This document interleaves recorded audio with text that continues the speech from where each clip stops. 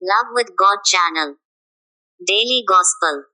லூக்கா நற்செய்தியிலிருந்து வாசகம். அதிகாரம் 12, இறைவார்த்தைகள் 28 முதல் 34 வரை.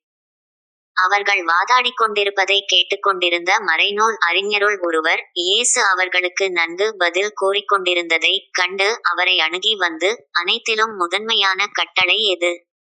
என்று கேட்டார். அதற்கு இயேசு, இஸ்ரேலே கேள். நம் ஆண்டவராகிய கடவுள் ஒருவரே ஆண்டவர். உன் முழு இதயத்தோடும் முழு உள்ளத்தோடும் முழுமனத்தோடும் முழு ஆற்றலோடும் உன் ஆண்டவராகிய கடவுளிடம் அன்பு கூர்வாயாக என்பது முதன்மையான கட்டளை. உன்மீது நீ அன்பு கூர்வது போல் உனக்கு அடுத்திருப்பவர் மீதும் அன்பு கூர்வாயாக என்பது இரண்டாவது கட்டளை. இவற்றை விட மேலான கட்டளை வேறு எதுவும் இல்லை என்றார். அதற்கு மறைநூல் அறிஞர் அவரிடம், நன்று போதகரே, கடவுள் ஒருவரே, அவரைத் தவிர வேறு ஒரு கடவுள் இல்லை என்று நீர் கூறியது உண்மையே.